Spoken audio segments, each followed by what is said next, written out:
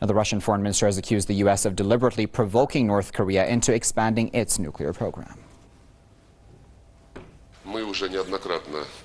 Washington's recent steps seem to be deliberately aimed at provoking Pyongyang to take some tough actions. In September, our American colleagues hinted that the next military drills in the region were set to be held in spring. Hence, North Korea could take advantage of the break and refrain from desperate moves. And why not try to build dialogue under this situation?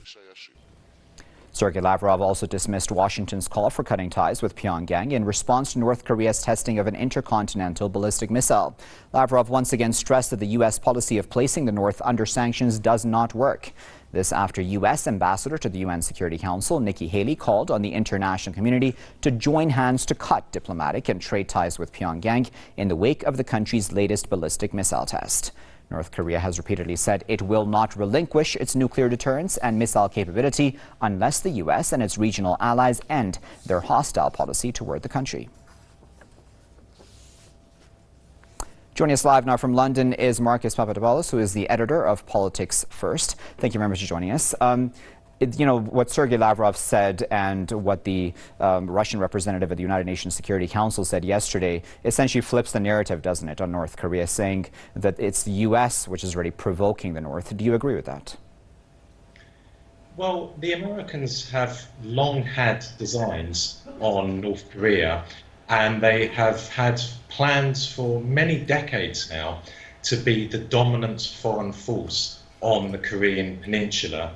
And there is no doubt in my mind that the American government is looking for a pretext to destroy the North Korean government, to destroy the North Korean military, to impose in Pyongyang a pro-American government, which would then eventually bring about the reunification of the two Koreas. By the Americans being the dominant foreign force on the Korean Peninsula, that would pose a threat to Russia, that would pose a threat to China, and it would enforce the encirclement of Russia and China that the Americans are currently constructing, and indeed have been constructing for a long time.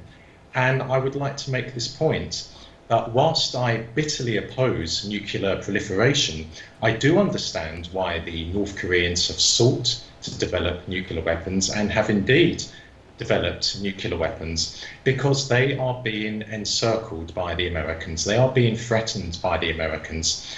The Americans have a huge military footprint around the Korean Peninsula. The Americans have nearly 30,000 soldiers in South Korea, nearly 50,000 soldiers in Japan, nearly 6,000 soldiers in Guam. Guam effectively is an American aircraft carrier. The American military and the South Korean military on a regular basis carry out massive military maneuvers near to North Korean territory, near to North Korean waters, North Korean airspace. Military maneuvers which often involve a hypothetical nuclear strike on Pyongyang. And we have an American president today, in the form of Donald Trump, who is coming out with some very antagonistic, very dangerous language towards North Korea. Indeed, Donald Trump seems to be offending most countries in the world, including America's allies. But therefore, I do understand why the North Koreans have sought to develop nuclear weapons. They feel threatened by the Americans, and we know that the Americans have never invaded a country or bombed a country which has nuclear weapons. So I agree with what Foreign Minister Sergei Lavrov has said.